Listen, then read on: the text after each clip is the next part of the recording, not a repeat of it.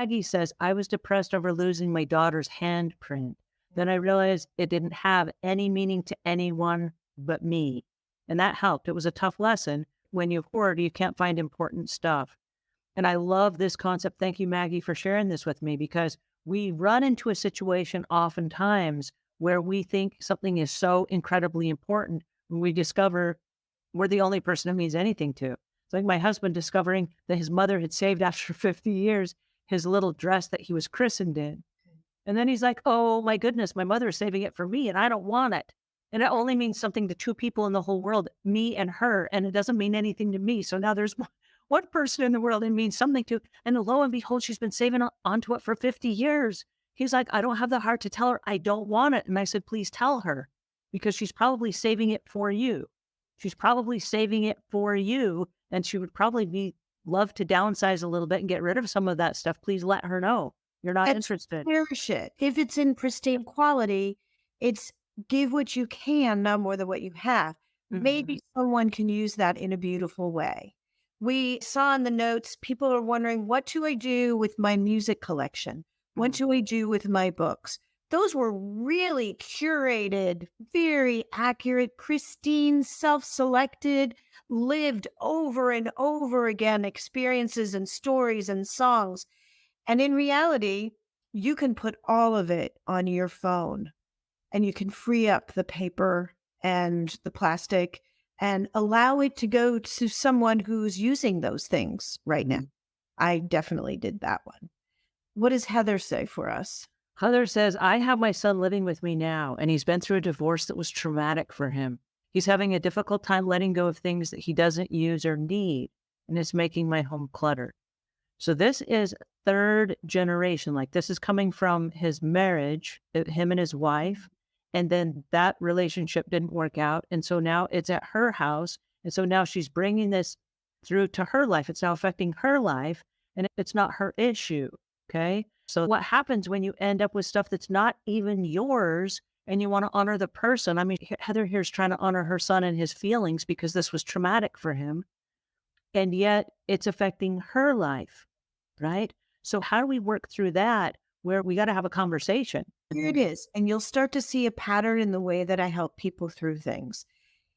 I'm so sorry that your son's relationship didn't work out the way that he had hoped and planned and dreamed that it would and should have worked.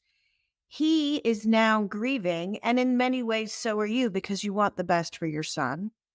He's grieving the life and the relationship he thought he should have had. He's grieving the loss of the lifetime. Time is quite a thief in situations like this. The time that he invested in the relationship that he thought he should have had. So what he may be doing is holding on to what he can hold on to. When you're in an out of control situation, and this would be one of those situations because he's on the heels of heartbreak. And how does he move forward? To give him some control of something. When I'm coaching, I offer, would you like me to listen, guide, or help? So given very simple options, it shifts the where your brain is lit up from your amygdala, the caveman brain going, it's overwhelming. I don't know what to do. I'm shut down. My life didn't go the way I planned it to be. Now I'm in a developmental phase of life alone and lonely. Thank God he has you to rely on. Good job bringing him in to the loving arms that you have to share with him. But it's an out of control situation. To give him a choice to take a breath, and just a simple choice. You don't have to make big choices on the stuff just yet.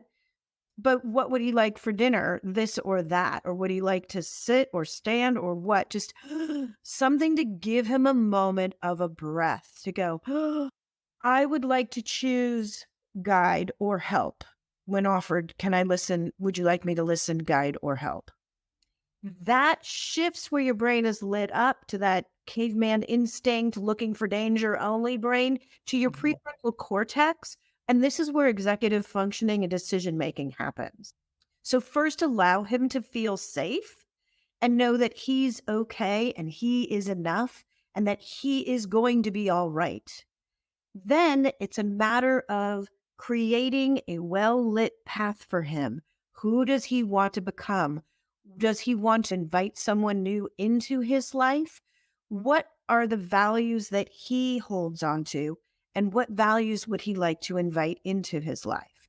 And as these things start to get put in place, he will realize that all of the things that are now cluttering your life, including him, will then be released because they don't hold as much value anymore.